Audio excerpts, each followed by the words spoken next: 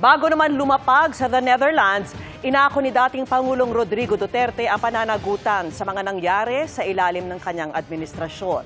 Sa gitna niyan, iimbestigahan pa rin ng Justice Department ang nautusan sa drug war kung lumabag sa batas.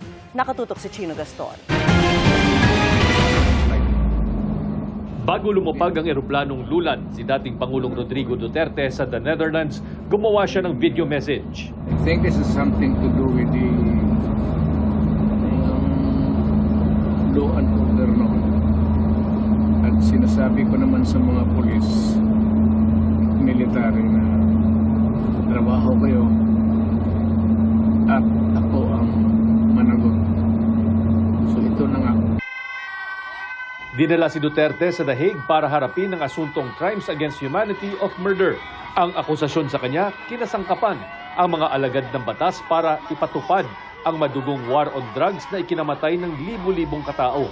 For all of the whatever happened in the past, ako na yung nag-front sa ating law enforcement at military. Ako ang managot sa lahat. Makailang ulit na rin niya itong sinabi noon. Ako ang nagbigay ng order kasi ginawa nila illegal or legal, akin yun. Thank you, Mr. Chair. I take full responsibility for it. Pero sa pagharap niya sa Senado noong Oktubre, ito ang kanyang sinabi. Do you assume responsibility for the death of Kian De Los Santos, Mr. No. Chair? No.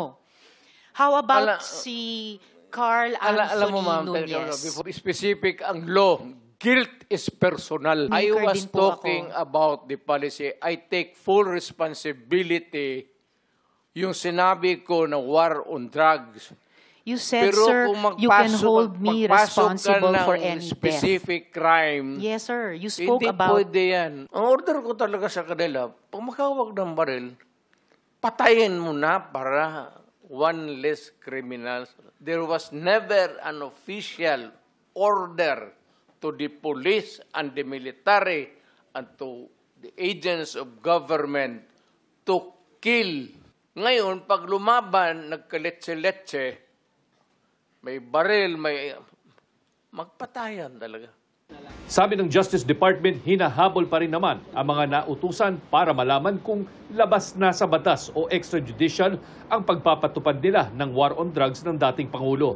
Marami na po tayong in-investigate na kaso tungkol dito sa mga supposed police abuses. We will continue to gather and collate evidence, and we will make sure that those who are charged with these crimes will be given their day in court. Lokal na otoridad ang kailangang tumutok sa kanila dahil ang ICC karaniwang nakatutok umano sa mga nasa likod talaga o taga-utos ng krimen. Yung mga kumalabit ng gatilyo, yung mga tumulong sa operasyon, yung mga on the ground, yung mga tawag nila ay small fry, ang assumption, ang bahala dyan ay ang domestic jurisdiction. Pero sa kaso ng drug war, posibleng hindi lang yan limitado kay Duterte. Ayon kay Attorney Cristina Conti na ICC Assistant to Counsel, maaaring susunod na ipaaresto si dating PNP Chief Senator Bato de la Rosa na nagpahayag ng handa sa pag-aresto. Pati si dating PNP Chief Oscar Albayalde na hinihingan namin ng pahayag. Pero kung gaano katagal bago ilalabas ang susunod na mga arrest warrant, ICC lang umano ang makakapagsabi. Ang kumbaga malinaw, may susunod. At hindi kailangan na matapos ang trial ni Duterte o may kailangang substantial na mangyari bago matukoy ang mga susunod or co-perpetrators.